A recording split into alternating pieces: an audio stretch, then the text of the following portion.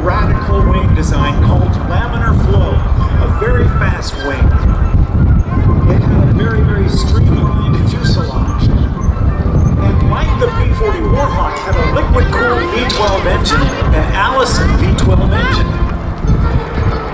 And it was sent to fight alongside the Hurricanes and Spitfires of the Royal Air Force in Great Britain. But unfortunately, it did not perform well enough at high altitude to keep up with the Hurricanes and Spitfires. And some enterprising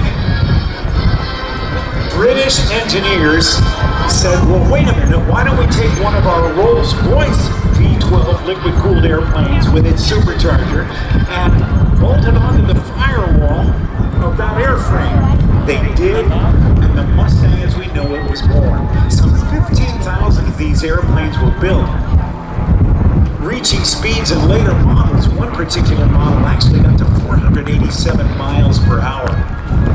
Flying the airplane today is Tom Richard, a young man who is from Sweden. And he had a dream when he was a teenager, and that was to fly warbirds and to come to the United States and fly in the national championship air races at Reno, Nevada. And when he was 17, his granddad gave him $2,500. He said, head to America. He did. And Tom Richard, at the controls of the P-51 that's right along the ocean, right in front of us right now, pulling up over the top into this vertical line and rolling the airplane, Tom Richard has achieved that dream and now teaches people how to fly in the P-40 Warhawk. He has raced in Reno in the sport class and even raced in limited classes. A very talented pilot. And this Mustang is one of about 15,000 that were built and only about 160 or 170 that are still flying anywhere in the world today. 650 caliber machine guns.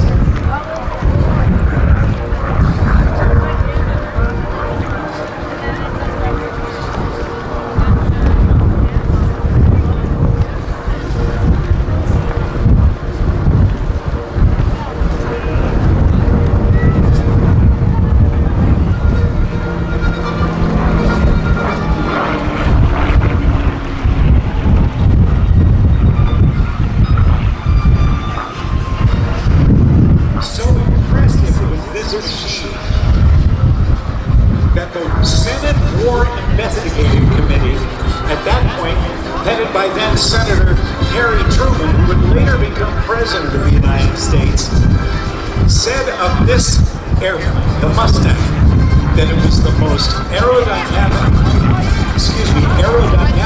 perfect pursuit plane in existence.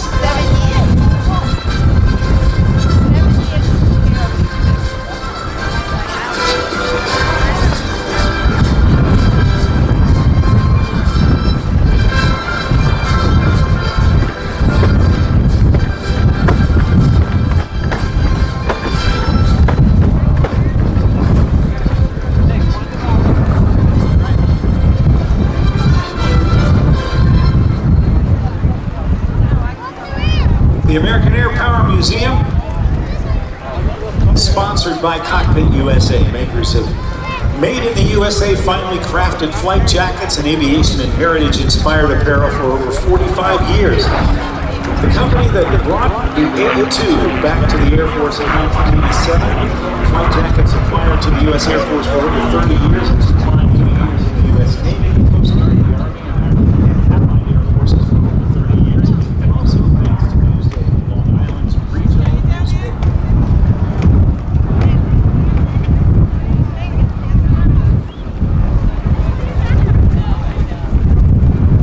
I invite you to go out to Republic Airport. They're on the east side of the field, the northeast corner of the field.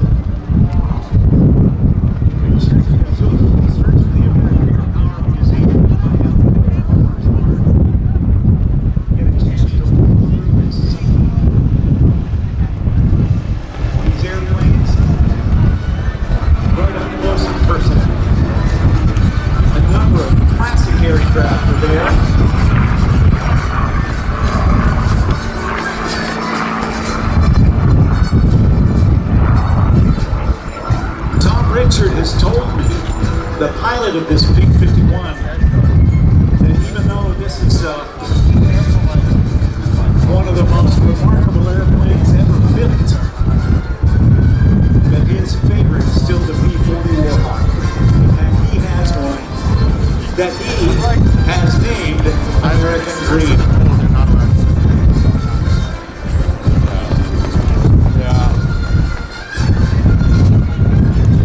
The P-51 Mustang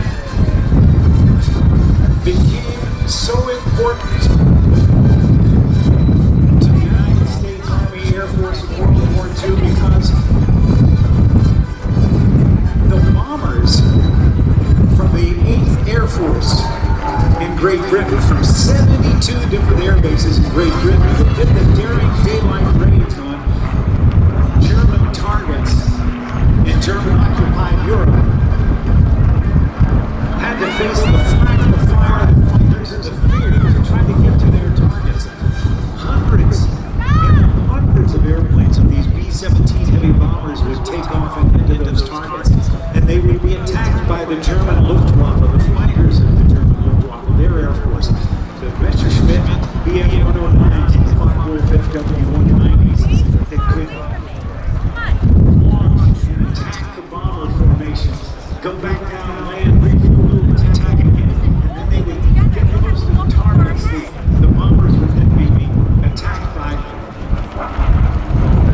the flak or the anti-aircraft guns that would shoot cannons, shoot these shells into the air, and they would explode pretty near the same altitude where these bombers were flying, and the pieces of shrapnel would sometimes cut the bombers into pieces, and some of them would be able to maybe get their bombs on target, but they would be limping back, and some of them would be at the mercy of these Luftwaffe fighters as they began to attack again.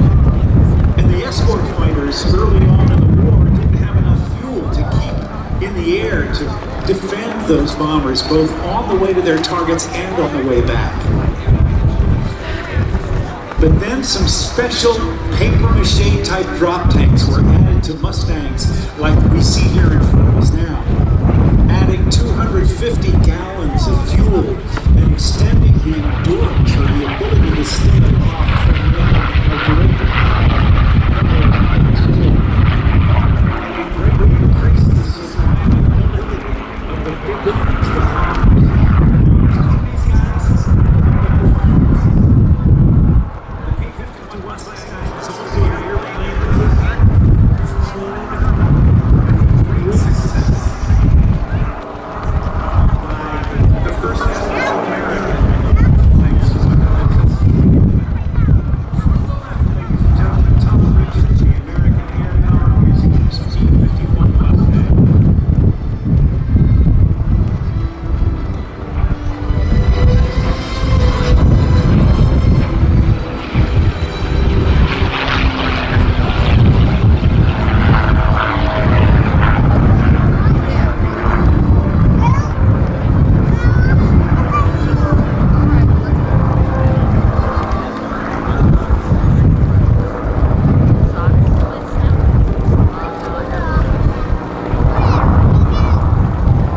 Richard and the Mustang, a round of applause, if you will, for him and all the aircraft of the American Air Power Museum. Earlier today,